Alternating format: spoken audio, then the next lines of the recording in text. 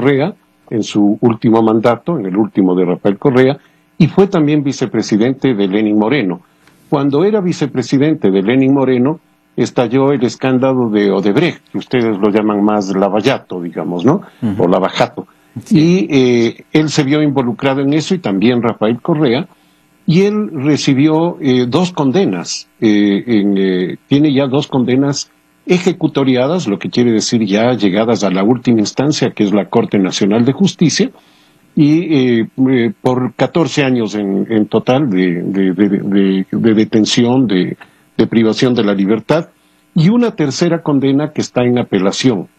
Él presentó un habeas corpus, un recurso de habeas corpus, que según todos los constitucionalistas no procedía para el caso porque él tiene sentencias en firme, no era una prisión preventiva, se sabía perfectamente dónde estaba, en fin.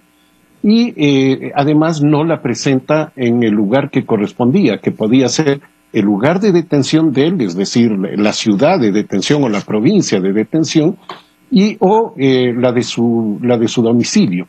Y la presenta en otra localidad, en una localidad muy pequeña además, los funcionarios del gobierno, que son los encargados del sistema carcelario en el Ecuador, y representantes del Ministerio del Interior, no hicieron no pusieron objeción.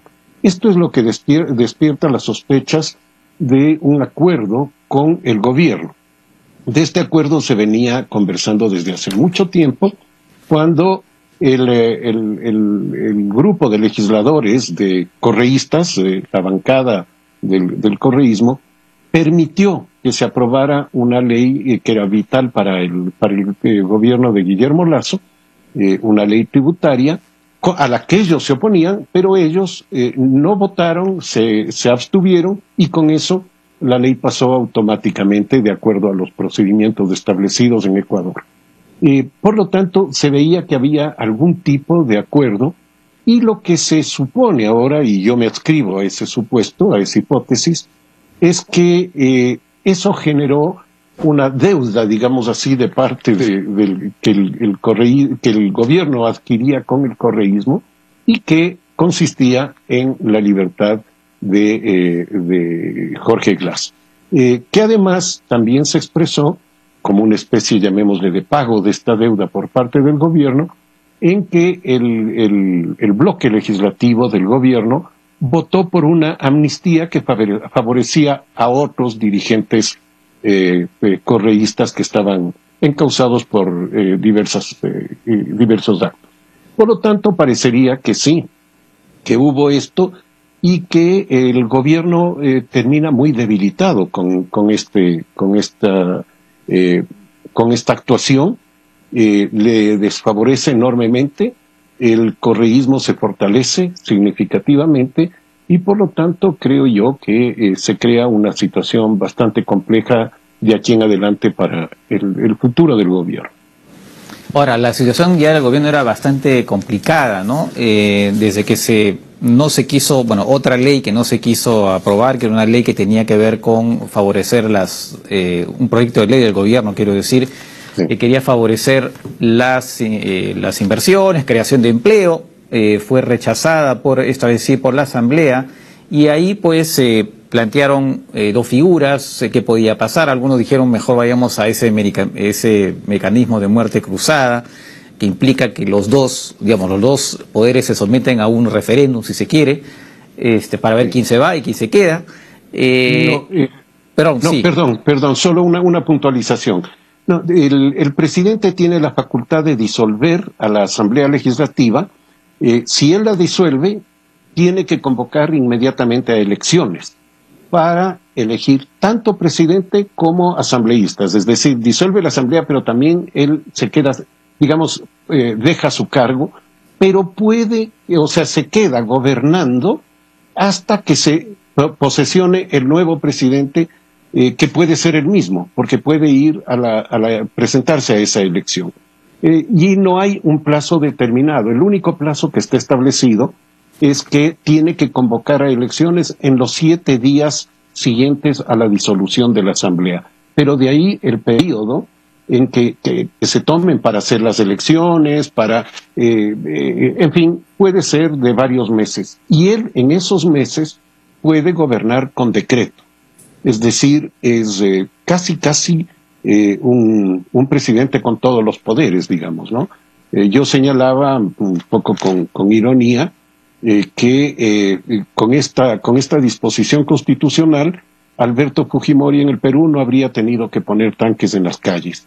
Habría disuelto la Asamblea y se quedaba gobernando por decreto. De acuerdo. Ahora, pero parece que el presidente Lasso no se anima mucho a tomar esa decisión, que dijo que gobernaría pues dejando de lado la Asamblea mediante decretos, pero claro, dentro de lo que le permite, digamos, puede hacer como presidente en estas circunstancias, quiero decir, y por eso renunció la ministra de Gobierno. Parece que él sigue estar, bueno, ahora que ha habido este acuerdo con el correísmo, entonces qué va a pasar, pero parece que esa es su determinación por ahora, no recurrir a ese mecanismo. Sí, parece que ese mecanismo lo dejó de lado y él está decidido a convocar a una consulta popular, un referéndum, sobre algunos temas de reforma política, que yo creo que eso tiene más riesgo que el que él quiso evitar al no tomar la decisión de la muerte cruzada.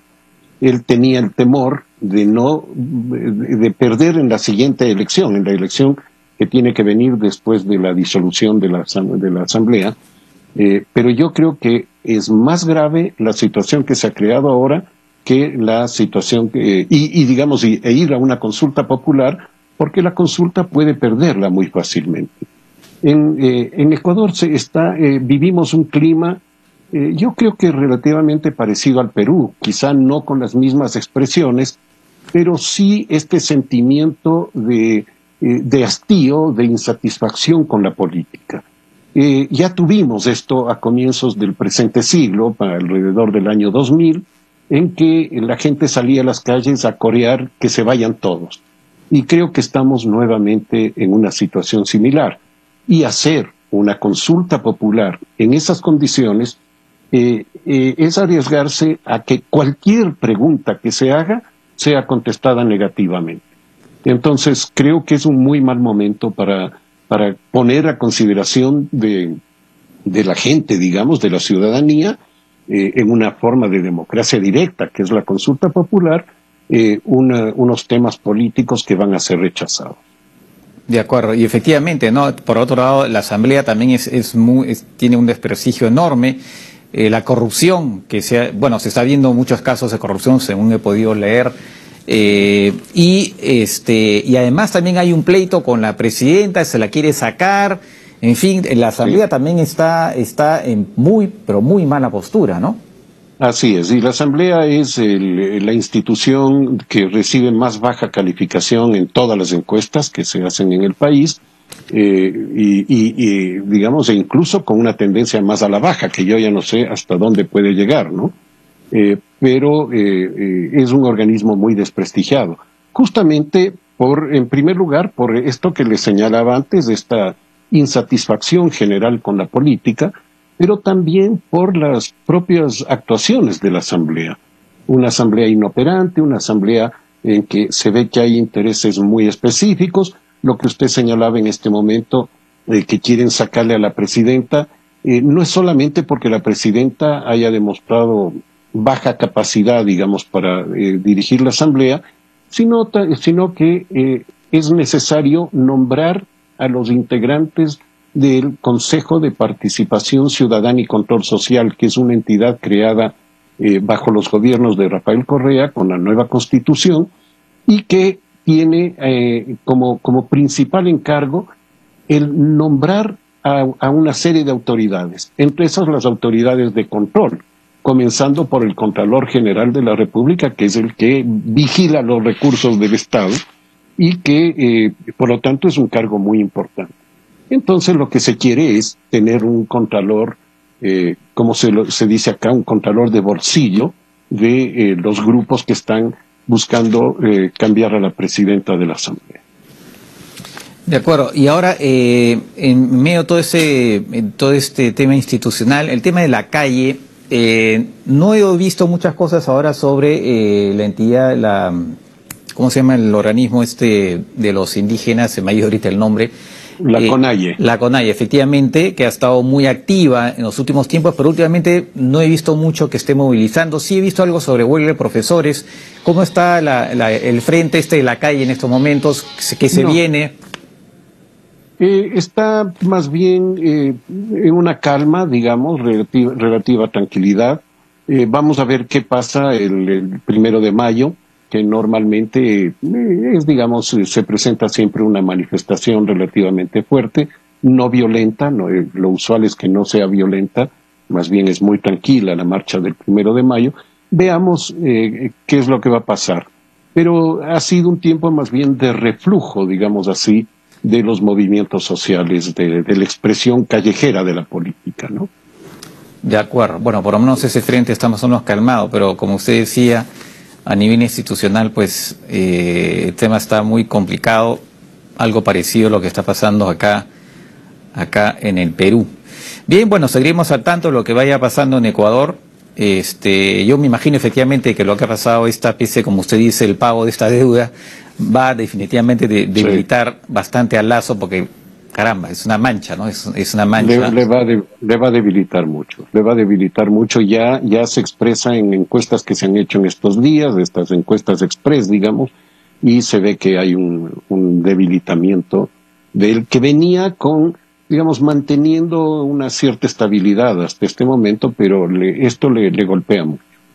De acuerdo. Muy bien, señor Pachano, muchas gracias por sus precisiones y, como digo, pues estaremos al tanto y probablemente hasta otra oportunidad.